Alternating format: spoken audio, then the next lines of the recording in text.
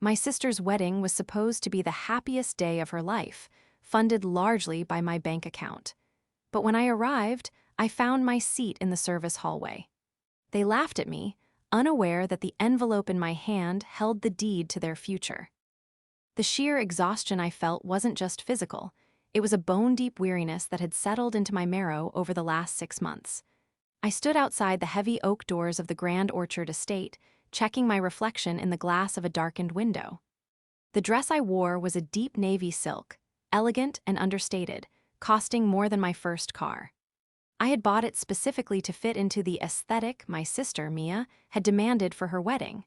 Everything had to be perfect. Everything had to be just so. I adjusted the strap of my clutch, feeling the sharp corner of the heavy cream envelope inside digging into my palm. That envelope was heavier than it looked. Inside, it wasn't a card or a sentimental note. It was a certified cashier's check for $50,000. It was the down payment on the Craftsman bungalow Mia had been weeping over for weeks. It was my gift to her and Liam, a way to ensure they started their married life with the security I had to claw my way toward in my 20s. "Okay, Penelope," I whispered to myself, smoothing a stray hair. "Showtime." I walked through the doors, expecting the rush of cool air and the scent of expensive lilies. I got that, but I also got a wave of immediate, chaotic noise. The cocktail hour was in full swing in the foyer, but the reception hall doors were opening. Guests were beginning to file in to find their seats. I scanned the crowd, looking for a friendly face. I saw plenty of our cousins, aunts, and uncles, all dressed in their finery, chatting animatedly. I smiled, waving at a few, but they seemed distant. A cousin, reckless with his champagne flute, made eye contact with me and quickly looked away, turning his back to examine a painting on the wall. It was odd, but I brushed it off. Weddings were stressful. People were distracted. I made my way to the seating chart, an elaborate mirror with calligraphy written in white paint, framed by cascading white roses. It was beautiful. I scanned the top tables. Table 1, the head table, Mia and Liam. Table 2, parents and grandparents, that made sense. Table 3, honored guests. I saw Judith's friends there, women who wore pearls the size of golf balls and looked at everyone else as if they were contagious. I scanned Table 4, Table 5, Table 6. My eyes moved faster, skipping down the list. I checked the alphabetical list on the side just to be sure. P. There was no Penelope. My stomach dropped. A cold flush of embarrassment pricked at the back of my neck. Surely, this was a mistake. I was the maid of honor's sister. No, I wasn't the maid of honor. Judith had insisted Liam's sister take that role for symmetry. But I was the sister of the bride. I was the one who had paid the deposit for this very venue when Mia's credit card was declined. "Excuse me," I asked the event coordinator, a harried-looking woman with a headset. "I think there's been a mistake. My name is Penelope. I'm the bride's sister. I don't see my name on the chart." The woman paused, tapping her clipboard with a perfectly manicured nail. She flipped a page, then another. She frowned, then looked up at me with an expression that sat somewhere between pity and professional detachment. "Oh, yes, Penelope," she said, her voice dropping an octave. "You aren't in the main ballroom, ma'am." "I'm sorry," I laughed nervously. "The ballroom is where the reception is. Where else would I be?" She pointed a finger toward a pair of swinging doors at the far back of the room, the kind used by the catering staff to bring out trays of food. We had to make some last-minute adjustments for the groom's extended family. "You've been placed at table 14. "Table 14. "It's just through there, in the gallery hallway." I stared at her. The gallery hallway was a polite term for the corridor that led to the restrooms and the kitchen. It was where the coat check was. It was where the staff took their breaks. "There must be a misunderstanding," I said, my voice trembling slightly. "I'm the sister of the bride." "I'm just following the chart Mrs. Judith gave us this morning," the coordinator said, already turning away to help a guest who couldn't find table 8. I walked toward the swinging doors, my legs feeling like lead. I pushed them open. The noise of the party muffled instantly, replaced by the clatter of dishes from the kitchen and the hum of an industrial ice machine. And there it was, table 14. It wasn't a round banquet table with a centerpiece. It was a small, collapsible card table, the kind you use for a lemonade stand, shoved against the wall beneath a fire extinguisher. There was no tablecloth, no centerpiece, just a single chair and a plain white plate. It sat directly across from the door to the men's restroom. I stood there, the expensive silk of my dress rustling in the drafty corridor. I looked at the empty plate. There was no place card, no name, just a generic napkin. The door to the ballroom opened, and a burst of laughter spilled out. I turned to see Judith, the mother of the groom, standing there with Mia. They were holding champagne flutes, surrounded by Judith's cronies. They were looking right at me. And then I saw it. The look on Judith's face wasn't apologetic. It wasn't embarrassed. It was a smirk. A sharp, satisfied, predatory smirk that told me this wasn't an accident. This wasn't a logistical error. This was a message. The betrayal hit me harder than the diagnosis of a terminal illness. It was a calculated, precise surgical strike to my dignity, orchestrated by the woman I had just spent 6 figures trying to please, and sanctioned by the sister I had raised. The air in the hallway was stale, smelling faintly of bleach from the restrooms and roasted garlic from the kitchen. It was a smell that clashed violently with the expensive perfume I had dabbed on my wrists just an hour ago. I felt physically ill, a nausea rising in my throat that had nothing to do with hunger. I didn't move toward the table. I couldn't.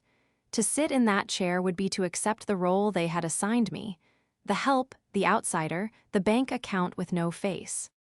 "Oh, look, she found it." Judith's voice rang out, shrill and theatrical. She didn't whisper. She wanted the women around her to hear. Mia, my baby sister, stood next to her in her lace gown, a gown I had paid $4,000 for because she had to have the imported French lace. She looked beautiful, like a porcelain doll. But when her eyes met mine, there was no warmth. There was a glazed, nervous sort of giggle that bubbled up from her throat. "It's cozy," Mia chirped, her voice high and tight. "We just ran out of space in the ballroom, Pen. You know how big Liam's family is. Judith said you wouldn't mind. You're always so practical." I took a step forward, closing the distance between us. The heavy envelope in my hand felt like it was burning my skin. "I wouldn't mind," I repeated, my voice remarkably steady given that my heart was hammering against my ribs like a trapped bird. "Mia, I'm your sister. You put me in the hallway, by the bathroom." Judith stepped in front of Mia, acting as a human shield of chiffon and diamonds. "Now, don't make a scene, Penelope. It's unsightly. The ballroom is strictly for the wedding party and close family. We simply couldn't squeeze everyone in." "Close family?" I asked, looking over Judith's shoulder at Mia. "I'm not close family." Judith let out a short, dismissive laugh. "Well, darling, let's be honest. You're not exactly blended with our circle, are you? We needed the seats for Liam's business associates, people of influence. We figured you'd be happier out here where it's quiet. Less pressure to keep up with the conversation, Her eyes flicked up and down my dress, analyzing the fabric, the cut, searching for a flaw she could exploit. "Besides," she added, lowering her voice to a conspiratorial whisper that was meant to be overheard, "there wasn't a place card for you because we weren't sure you'd actually show up. You're always so busy with your work." She said work the way one might say sewage maintenance. Mia giggled again. It was a sound I used to love, a sound of shared joy. Now it sounded like capitulation. "Yeah, Pen, you're always working. Honestly, Judith is right. You probably don't even fit in at the main tables. Guess you don't really count for this part." "Guess you don't really count." The words hung in the hallway, echoing off the tile floor. I looked at Mia. I saw the diamond earrings she was wearing, my graduation gift to her. I saw the professional makeup, paid for by me. I saw the joy in her face that was entirely subsidized by the years of overtime I had worked, the vacations I had skipped, the savings I had depleted. My grip tightened on the clutch. Inside, the check for $50,000 sat silent and waiting. It was signed. It was dated. It was ready to be handed over during the speeches, a grand gesture to ensure my little sister didn't have to rent for the rest of her life. Judith turned to her friends, rolling her eyes. "See, I told you she'd be difficult. Some people just don't know their place." "Well," I said, a sudden icy calm washing over me. The trembling in my hands stopped. The nausea vanished, replaced by a cold, hard clarity. "If I don't count, and if I'm not close family." I looked at the table in the hallway. Then I looked at the ballroom, glowing with golden light, filled with people eating the food I had paid for, drinking the wine I had selected. "Then I suppose I'm not needed here." "Don't be dramatic," Mia sighed, checking her reflection in the glass door. "Just sit down and eat. The food is the same." "No," I said softly, "it isn't." They had forgotten one crucial thing. They saw me as a wallet, a utility, a stepping stone. They thought my love was unconditional and my pockets were bottomless. They thought they could strip me of my dignity and I would still thank them for the invite. But they had forgotten that the hand that writes the checks is the hand that can tear them up. To understand why that moment in the hallway shattered me, you have to understand who Mia was to me. We lost our parents young, a car accident when I was 22 and Mia was 15. I didn't just become her guardian, I became her mother, her father, her protector, and her bank. I dropped out of my master's program to take a corporate job I hated because it paid well. I needed stability for Mia. I paid for her braces. I paid for her therapy. I paid for her college tuition because I didn't want her to graduate with the crippling debt I had. When she wanted to study art history, a degree we both knew wouldn't pay the bills, I encouraged her. "Follow your passion," I told her. "I've got the practical stuff covered." And I did. I climbed the ladder. I became a senior project manager at a major logistics firm. I worked 60, sometimes 70-hour weeks. I missed dates. I lost friends who got tired of me canceling plans because Mia needs me. I built a life that was entirely designed to be a safety net for my sister. When she met Liam, I was thrilled. He seemed nice enough, if a bit bland. He was a junior associate at his father's law firm. He was safe. Then came Judith. Judith was everything we weren't. She came from generational wealth, a phrase she used as a bludgeon. She didn't work, she philanthropized. She didn't have hobbies, she had passions. From the moment she met me, she looked at me like I was a smudge on her pristine linen tablecloth. I remember the first dinner I had at their estate. Judith had asked me what I did. When I told her I managed logistics for international freight, she wrinkled her nose. "Oh, how industrial," she had said, sipping her wine. "I suppose someone has to make sure the trucks run on time." She constantly made subtle digs about our background. She called us newly comfortable rather than wealthy. She would make comments about Mia's scrappy survival instincts, framing our tragedy as a lack of pedigree. But I swallowed it. I swallowed every insult because Mia was happy. Mia wanted to be part of this world. She wanted the country club membership and the summer house in the Hamptons, and I saw how Judith manipulated her. Judith used money and status as a leash. She would promise Mia a lavish engagement party, then threaten to cancel it if Mia didn't invite certain people. She would offer to pay for the dress, but only if Mia picked the one Judith liked. That was why I had stepped in for the wedding. When Judith started pulling strings, threatening to cut the budget if Mia didn't comply with her demands, I told Mia, "Don't worry, I'll cover the difference. Have the wedding you want." I poured nearly $30,000 into this wedding. The flowers, the band, the deposit on the venue. I did it quietly, transferring the money to Mia so she could pay the vendors herself and save face in front of Judith. I wanted Mia to feel independent. I wanted Judith to respect her.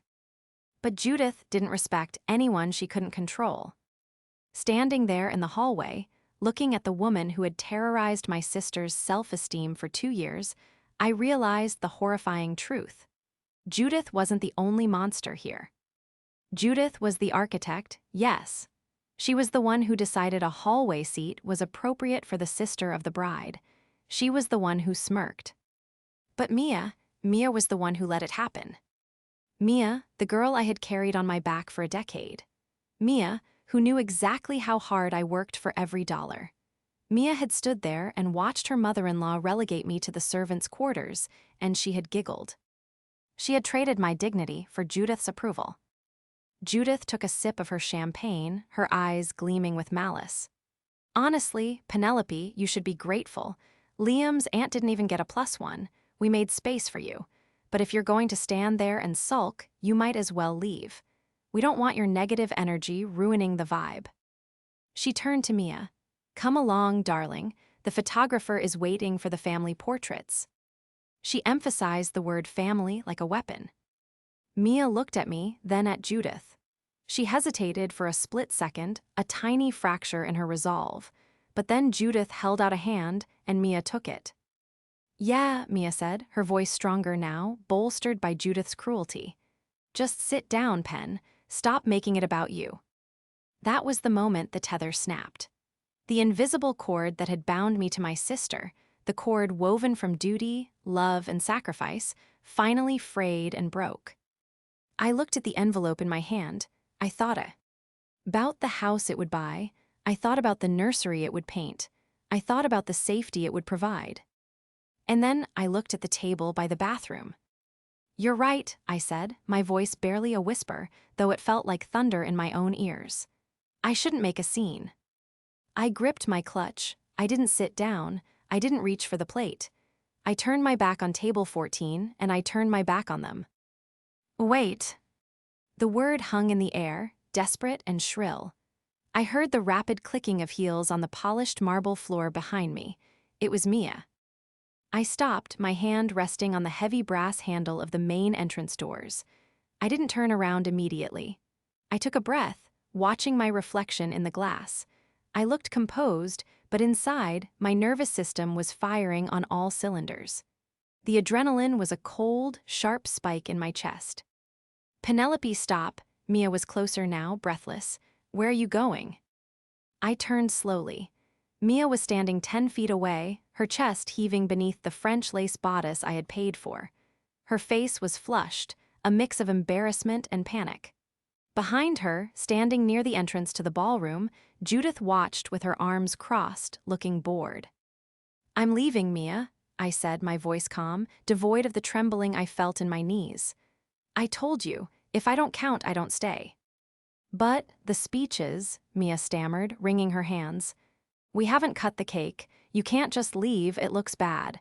Judith's friends will talk. Let them talk, I said. They're sitting at tables with tablecloths and centerpieces. I'm sure they'll be comfortable enough to gossip. It's just a seat, Pen. Why do you have to be so difficult? Tears pricked her eyes, the weaponized tears she had used since we were children. This is my day. Can't you just suck it up for me, please? I looked at her, really looked at her. I saw the sister I had rocked to sleep after the funeral. I saw the teenager I had helped with homework. But I also saw a woman who was 25 years old, standing in a luxury venue, demanding I accept humiliation so she could maintain a facade. I have sucked it up, Mia, I said softly. I sucked it up when you didn't invite our cousins because they weren't posh enough. I sucked it up when Judith insulted my job. I sucked it up when I wrote a check for the florist yesterday because you forgot to budget for the archway. Mia flinched. You said that was a gift. It was, I said. I lifted the clutch bag slightly. Just like this was supposed to be. Mia's eyes darted to the bag. She knew what was in there. She knew that without the contents of that envelope, the closing on the Craftsman bungalow scheduled for Monday morning would fail. She knew they didn't have the cash. Judith had claimed her money was tied up in overseas bonds and had promised to reimburse them later, forcing Mia to beg me for the down payment. Pen, she whispered, her face draining of color. You have the check. I do, I said. You can't leave with it. We need to give it to the escrow officer on Monday. The contract requires a down payment, I finished for her. And since I'm not close family, I don't think it's appropriate for me to be making such a significant financial contribution to your household. Only close family gets a table, Mia. Surely, only close family pays for the house. Wait, she screamed again as I pushed the door open. I didn't wait. I walked out into the cool evening air. The valet, a young man with acne scars and a kind smile, saw me coming and sprinted for the key rack. "Leaving so soon, ma'am?" he asked as he brought my car around, my sensible, paid-off sedan that Judith had once called quaint. "Yes," I said, handing him a $20 bill. "I have some urgent business to attend to." As I drove away from the estate, leaving the glow of the party in my rearview mirror, the silence of the car wrapped around me like a shield. I didn't turn on the radio. I needed to think. My phone began to buzz in the cup holder, Mia calling. I ignored it. Judith calling. I ignored it. Liam calling. I ignored it. I needed a strategy. I wasn't just hurt, I was awake. The fog of familial duty had lifted, and in the harsh light of clarity, I realized something didn't add up. Why was Judith so confident? Why treat the person funding the house like garbage before the check was handed over? Judith was mean, but she wasn't stupid. She usually waited until she had what she wanted before she twisted the knife. Unless she thought she already had it. I pulled into the parking lot of a 24-hour diner about 10 miles from the venue. I needed coffee, and I needed Wi-Fi. I took out my laptop, which I always carried in my trunk, a habit from my job, and set it up on the sticky Formica table. First, I called Sarah. Sarah was the real estate agent handling Mia's house purchase. She was also an old friend of mine from college, someone I trusted implicitly. It was 8:30 p.m. on a Saturday, but I knew Sarah would pick up. "Penelope," Sarah's voice was cheerful, backed by the sound of a television. "Shouldn't you be doing the electric slide right now?" "I left early," I said, keeping my voice steady. "Sarah, I need you to be honest with me. The closing on the bungalow, is everything set for Monday?" There was a pause on the line. "Well, yes, assuming you provide the cashier's check as discussed. The sellers are anxious. If funds aren't there by noon Monday, the deal is dead. They have a backup offer." "Okay," I said. "And the title? It's in Mia and Liam's names, right? Joint tenancy." Silence, a long, uncomfortable silence. "Sarah." "Penelope," Sarah said slowly, her tone shifting to professional caution. "I thought you knew. I got a call yesterday from the escrow officer. There was an amendment filed to the purchase agreement." My blood ran cold. "What kind of amendment?" "The vesting was changed," Sarah said. "The deed isn't going to Mia and Liam. It's going to the Judith Sterling Revocable Living Trust, with Liam as a lifetime beneficiary. Mia isn't on the title at all." I stared at the coffee cup in front of me, watching a swirl of steam rise up. "Who authorized that?" I asked, my voice barely a whisper. "Liam signed the paperwork," Sarah said. "He told the escrow officer that his mother was facilitating the financing and needed to hold the title for tax purposes. I assumed you knew, since you're providing the funds. I thought maybe it was a loan from you to Judith." "No," I said, the anger crystallizing into something sharp and dangerous. "It wasn't a loan, and I didn't know. Penelope, if that check clears, you are essentially buying a house for Judith. Mia will be a tenant in her mother-in-law's property. She'll have no equity, no legal claim." "Thank you, Sarah," I said. "Do not close that deal. I am retaining the funds." "Understood," Sarah said, her voice grim. "I'll notify the seller's agent that the financing has fallen through." I hung up. The trap wasn't just a seat in the hallway. The trap was the rest of Mia's life. Judith had manipulated Liam, her spineless, mommy-pleasing son, into signing away his wife's security. They were going to take my $50,000, buy the house in Judith's name, and leave Mia with nothing but a guest room in a home she thought she owned. And Mia probably didn't even know. I went home. My apartment was quiet, a stark contrast to the chaos I had left behind. I changed out of the silk dress and into sweatpants, scrubbing the expensive makeup off my face. I poured myself a glass of water and sat on my sofa, the envelope with the check sitting on the coffee table like an unexploded bomb. My phone had finally stopped buzzing, but the notifications were piling up. 14 missed calls from Mia, 6 missed calls from Liam, 3 missed calls from Judith. Then the texts began. Mia, please pick up, you're ruining everything. Mia, Judith is furious. She says you're being petty. Liam, Penelope, we need that check. The sellers will walk. Judith, unbelievable behavior. Childish. We expect you at brunch tomorrow to apologize. I didn't reply. I turned my phone on Do Not Disturb and went to sleep. I slept the sleep of the righteous, or perhaps the sleep of the completely emotionally exhausted. The next morning, Sunday, I was awakened not by an alarm, but by the buzzing of the intercom from the lobby. It was 9:00 a.m. I walked to the panel and pressed the button. Yes. Penelope, let us up now. It was Mia. She sounded hysterical. I buzzed them in. I knew this had to happen. I put the kettle on. I wanted to be holding a hot cup of tea when they arrived, a prop to keep my hands steady. When I opened the door, Mia practically fell into the hallway. She was wearing yesterday's makeup, smeared under her eyes, and a hoodie over jeans. Liam was behind her, looking pale and nauseous, and behind him, Judith. Judith looked impeccable, of course. She was wearing a cream-colored pantsuit and oversized sunglasses, looking like she was arriving for a photo shoot rather than an ambush. You have a lot of nerve, Judith announced, stepping past me into my living room without an invitation. She scanned the apartment, her nose wrinkling slightly at my IKEA bookshelves. Ignoring us all night? Do you have any idea how embarrassed we were? People noticed you left. Good morning to you too, Judith, I said calmly, leaning against the kitchen island. Mia, you look tired. Tired? Mia screamed, her voice cracked. I spent my wedding night crying, Penelope, crying because my sister decided to throw a tantrum and steal our house.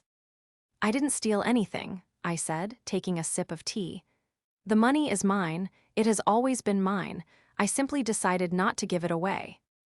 It was a gift, Liam spoke up, his voice trembling. You promised. You told us months ago you'd help with the down payment. We made plans base. D on that money. Plans? I asked, looking directly at Liam. Plans like changing the name on the title. The room went dead silent. Liam's mouth opened, then closed. He looked at Judith, panic flaring in his eyes. Mia looked at Liam, confused. What title? Tell her, Liam, I said, my voice hard. Tell your wife whose name is on the deed for the house I was paying for. Liam stammered. It's just a formality, Mia. Mom explained it, it's for tax reasons. The trust holds the asset, but we get to live there. The Judith Sterling Revocable Living Trust, I recited. That's who the buyer is. Not you, Mia, not Liam, Judith.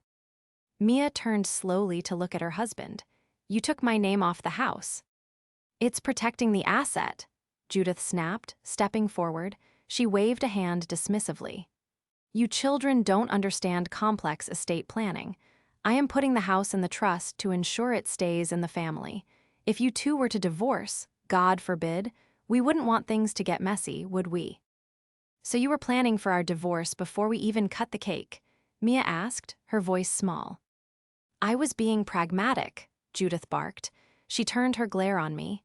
And you snooping little bureaucrat, you had no right to interfere with my family's financial business. It became my business when you tried to use my $50,000 to expand your real estate portfolio, I said. I set the mug down on the counter with a loud thud. You seated me in the hallway, Judith. You mocked me. You told me I wasn't close family. And you were right. I'm not close enough to buy you a house. Give us the check, Penelope, Judith demanded, holding out a manicured hand. Stop this nonsense. The sellers need it tomorrow. If the deal falls through, Mia loses her dream home. Is that what you want, to punish your sister? I'm not punishing her, I said.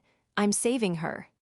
You're ruining my life, Mia sobbed, collapsing onto my sofa.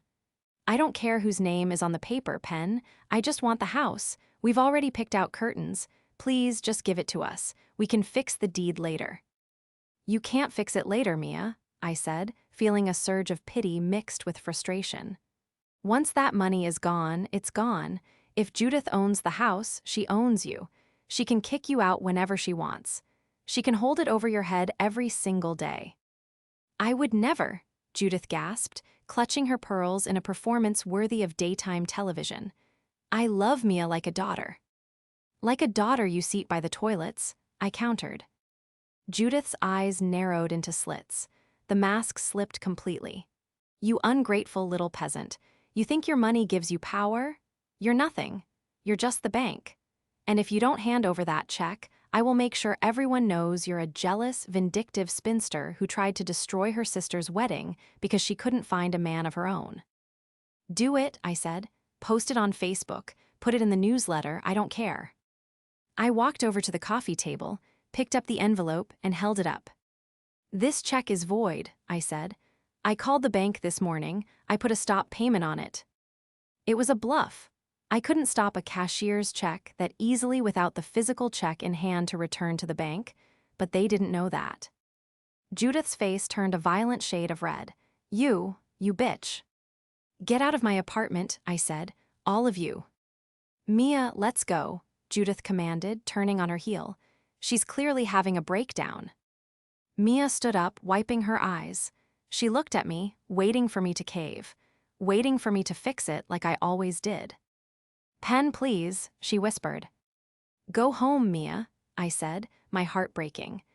Ask your husband why he values his mother's trust fund more than your security.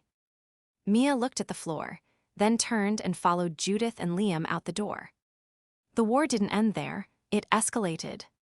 By Monday morning, Judith had launched her offensive. She hadn't posted publicly, she was too savvy for that, but the family grapevine was buzzing. My aunt called me, asking why I had stolen Mia's wedding money. A cousin texted me saying it was low to promise a gift and then rescind it because of a seating chart error. Judith was spinning the narrative. She was telling everyone that I had had a meltdown, that I was mentally unstable, and that I had maliciously sabotaged the house purchase out of jealousy. But while Judith was playing PR games, I was doing what I did best: logistics, analysis, investigation. I couldn't shake the feeling that this was about more than just control. Judith was wealthy, or so she claimed. The Sterling family name was on a library wing downtown. Why did she need my $50,000 so badly? Why the desperation? If she was just protecting assets, she could have bought the house cash and let them live there. Why did she need the mortgage? Why did she need my down payment to close Gap? I took 2 personal days off work. I sat at my computer and started digging. I started with public records, property tax records. The grand estate Judith lived in, it wasn't owned by the Judith Sterling Revocable Trust. It was owned by a generic LLC based in Delaware. I dug into the LLC. It took me hours of cross-referencing, but I found a lien. A massive tax lien against the property filed 6 months ago. Then I looked into the Sterling Family Foundation, the charity Judith ran. I pulled their 990 tax forms, which are public for nonprofits. The foundation had been bleeding money for 3 years. The administrative expenses, salaries, travel, dinners, were astronomical, while the actual charitable grants were almost zero. Judith wasn't wealthy. She was broke. She was living on credit and fumes, shuffling money between shell companies to keep up appearances. The house for Mia and Liam wasn't a gift. It was a lifeline for her. She needed a new asset. She needed to secure a property with a fresh mortgage, likely one she co-signed for or manipulated Liam into, to use as collateral for something else, or simply to hide money in. My down payment was the cash injection she desperately needed to close the deal. Without it, her house of cards was wobbling. I printed everything: the tax liens, the foundation reports, the foreclosure notice I found on a vacation property she supposedly owned in Aspen. On Wednesday evening, my buzzer rang again. It was just Mia this time. When she came up, she looked terrible. She hadn't slept. They lost the house, she said dully, sitting on the edge of my sofa. "The sellers pulled out this morning." "I'm sorry, Mia," I said. "I really am." "Judith is making Liam take out a personal loan to try and find another place," Mia said, rubbing her temples. "High interest. She says it's temporary until her bonds mature. She won't stop talking about you. She says she's going to sue you for promissory estoppel or something. Breach of contract." "She can't sue me for a gift I didn't give," I said. "But Mia, you need to see this." I laid the file folder on the coffee table. "What is this?" "This is the truth about Judith's money," I said, "or rather her lack of it." Mia frowned, picking up the papers. "What do you mean?" "Judith is broke, Mia. She has tax liens.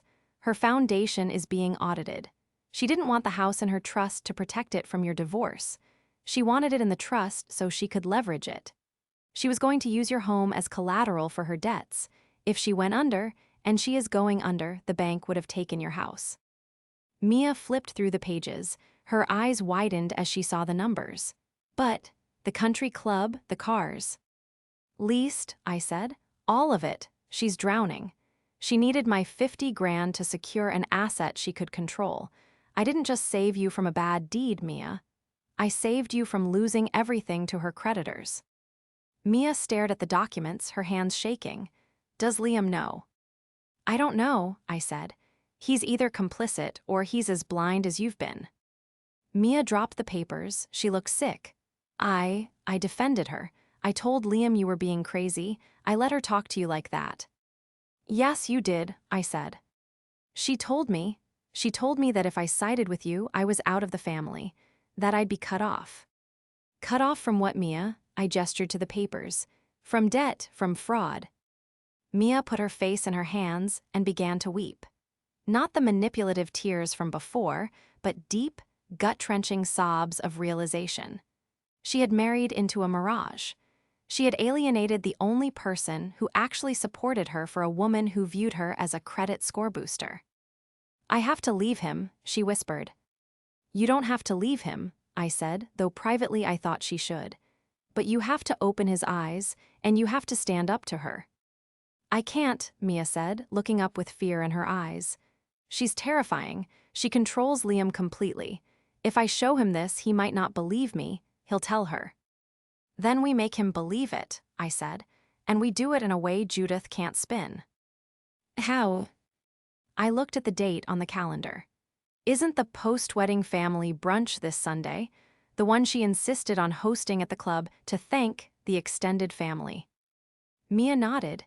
"Yes, all the aunts and uncles are coming, her friends too." "Perfect," I said. I picked up the foreclosure notice. "I think it's time the close family had a real talk about finances.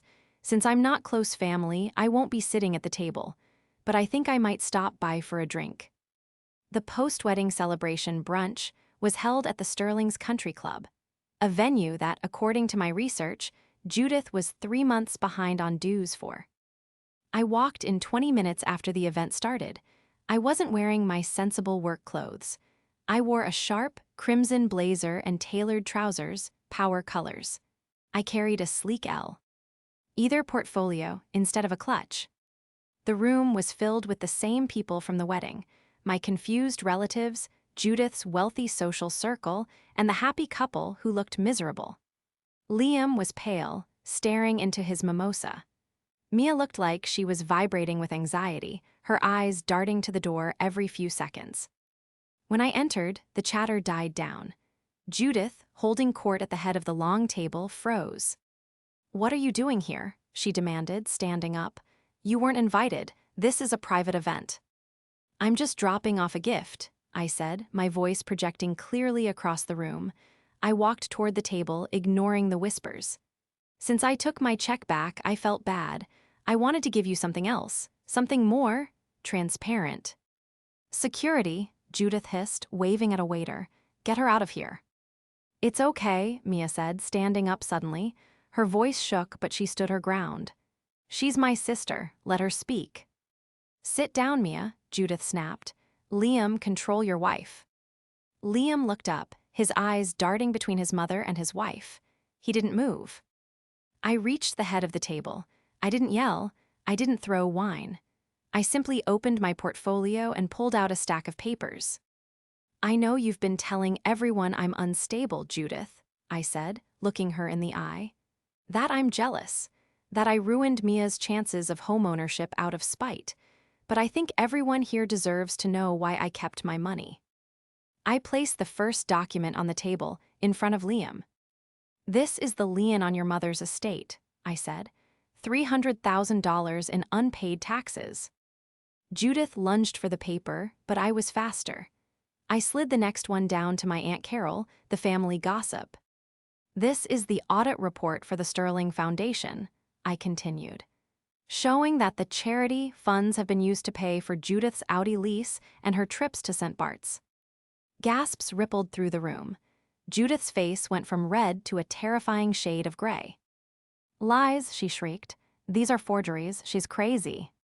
"And this," I said, slamming the final document down in front of Liam, "is the title transfer application for the house I was supposed to pay for. Notice how it lists the trust as the owner and uses the property as immediate collateral for a high-interest bridge loan. She wasn't buying you a house, Liam. She was using you to launder a loan so she wouldn't go bankrupt next month." Liam picked up the paper. He read it. His hands started to shake. "Mom," he asked, his voice cracking, "is this true? Is that why you needed the deed and the trust, to secure the bridge loan?" "Don't listen to her," Judith screamed, losing all composure. "She's a bitter, lonely woman. I did it for us, for the family legacy." "There is no legacy," Mia shouted, finally finding her voice. She slammed her hand on the table, rattling the silverware. "It's all debt. You've been lying to us for years. You made me feel like garbage because I wasn't rich enough for you when you're the one who's broke." The room was deadly silent. The wealthy friends at the other end of the table were exchanging horrified looks. One of them, a woman in a large hat, quietly picked up her purse and stood up. I think I should go," the woman said. "Judith, if this is true about the foundation, I'll need to speak to my lawyers." "No, wait, Claire." Judith reached out, but the woman walked away. Then another guest stood up. Then another. Judith turned to Liam, her eyes wide with panic. "Liam, baby, tell them. Tell them your mother loves you. Tell them I was just trying to help." Liam stood up slowly. He looked at the documents, then at his mother. The years of conditioning, of being the dutiful son, warred with the stark reality on the paper. "You told me the trust was for tax protection," Liam said quietly. "You lied to me." "It was a strategy," Judith pleaded. "It was theft," Liam said. He looked at Mia. "Grab your purse, we're leaving." "Liam," Judith screamed, grabbing his arm. He pulled away from her hard. "Don't touch me, and don't call us." Liam took Mia's hand. Mia looked at me, tears streaming down her face, but she was smiling. A real smile. "Coming pen?" she asked. I looked at Judith, who was now standing alone at the head of the table, surrounded by the ruins of her reputation. Her friends were leaving. My family was staring at her with open disgust. The waiter was awkwardly holding the check for the brunch, a check I knew would probably bounce. "I think I'll stay for a moment," I said, picking up a glass of untouched champagne from the table. "I believe this is the toast." I raised the glass to Judith. "To close, family," I said. I took a sip, set the glass down, and walked out. The fallout was spectacular. The Sterling scandal didn't just stay within the family, it hit the local papers. The foundation audit triggered a state investigation. Judith was forced to liquidate assets to pay back the taxes and avoid jail time. The estate was sold. The cars were repossessed. She moved into a small condo 2 towns over, a perfectly nice place, but to her, it was a prison sentence. Mia and Liam's marriage didn't survive, but not in the way you might think. Liam tried to separate himself from his mother, but the enmeshment was too deep. The trauma of the lies broke something in him. He spiraled into depression and refused to go to therapy, eventually moving into the condo with Judith to help her through this. He chose his abuser. Mia filed for divorce 6 months later. It was painful, but it was necessary. As for the $50,000, I didn't keep it in the bank. 6 months after the brunch, on a crisp autumn afternoon, I drove Mia to a small lot of land on the edge of town. It wasn't a mansion. It was a simple plot with a few oak trees and a view of the hills. "What is this?" Mia asked, shielding her eyes from the sun. "This is yours," I said, handing her a folder. "I bought the land. It's in your name, just yours, no trusts, no husbands, no sisters." Mia stared at me. "Pen, I can't." "You can," I said. "You're going back to school for your Master.S. in art history. You're going to build a small studio here. You're going to start over." She hugged me then, burying her face in my shoulder. "I'm so sorry," she sobbed. "For everything, for the hallway, for the giggling." "I know," I said, holding her tight. "It's okay, we're good." And we were. I eventually left that high-paying corporate job. The stress wasn't worth it. I started my own consulting firm, smaller, manageable, but mine. I date a nice man named David who is a carpenter. He has calloused hands and hates suits. When he met Mia, he didn't ask about her pedigree. He asked if she wanted help framing her studio. Sometimes I think about that seat in the hallway. It was the most insulting thing anyone had ever done to me. But in a strange way, I'm grateful for it. If they had given me a seat at the table, I might have handed over the check. I might have bought into the lie. I might have let them drag my sister down with them. The hallway gave me perspective. It showed me exactly where I stood and exactly who they were. And sometimes, you have to be pushed out of the room to realize you never wanted to be at the party in the first place.